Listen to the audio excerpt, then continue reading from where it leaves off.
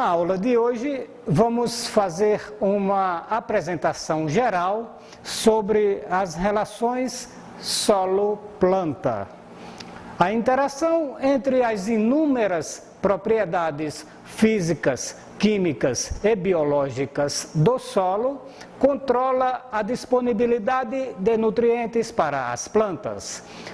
O entendimento desses processos nos possibilita o manejo racional de determinadas propriedades do solo para otimizar a disponibilidade de nutrientes e a produtividade das plantas. Como podemos ver neste esquema, o suprimento de nutrientes para as raízes é um processo muito dinâmico. No sistema solo-planta, a solução do solo é o compartimento-chave. É deste compartimento que as raízes absorvem os nutrientes, geralmente nas formas de cátions e ânions, tais como amônio, nitrato, fosfato, sulfato e outros. É aqui que elas também liberam, através das raízes, pequenas quantidades de íons, tais como o H+, o OH- e o HCO3-. Estes, no geral, são os processos 1 e 2 no esquema, conhecidos respectivamente como absorção e extrusão.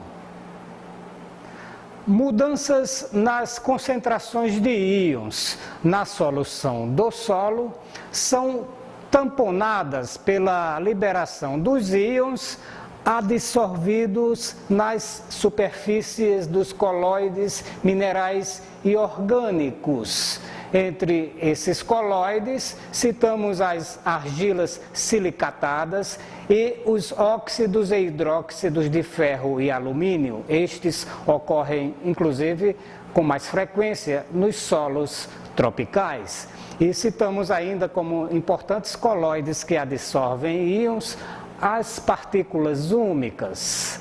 Esses movimentos de entrada e saída de íons da solução do solo são denominados adsorção, o processo 3, e desorção, o processo 4, e ocorrem de forma simultâneas.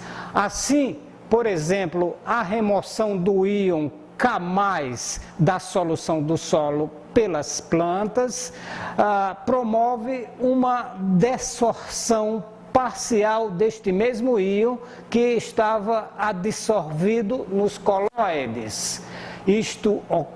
Este comportamento ocorre na maioria dos casos envolvendo cátions e ânions da solução do solo que são absorvidos pelas plantas.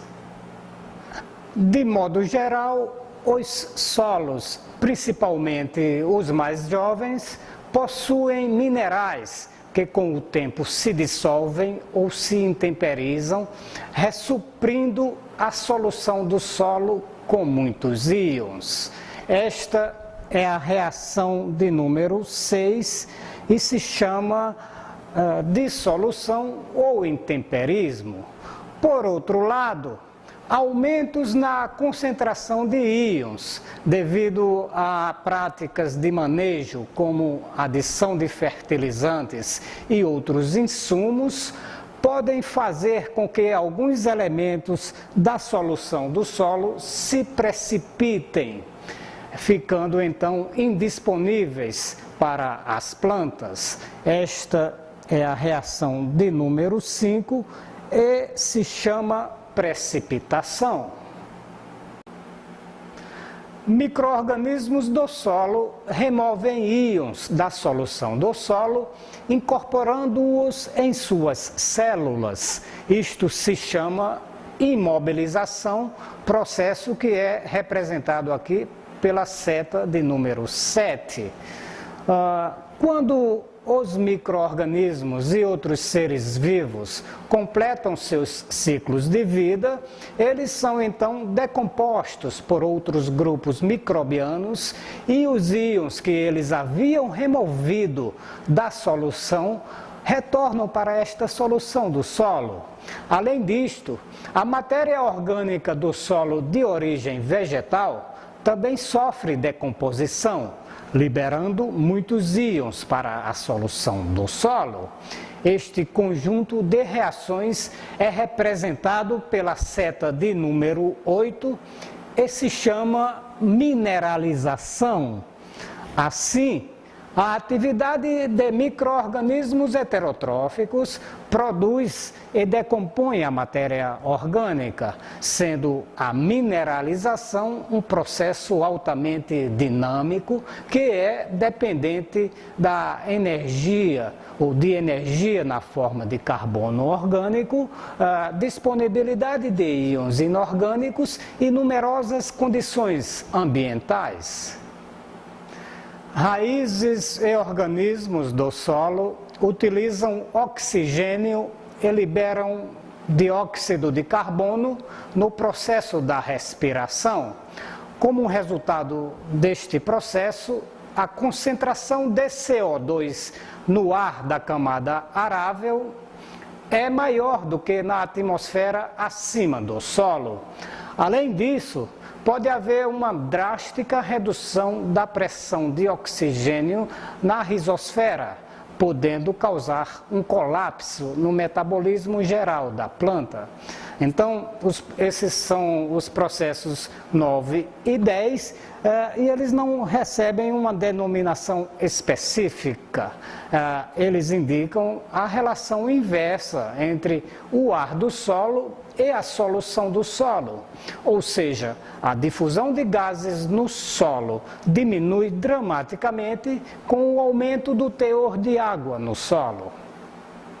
Numerosos fatores ambientais e atividades humanas podem alterar a concentração de íons na solução do solo para mais ou para menos.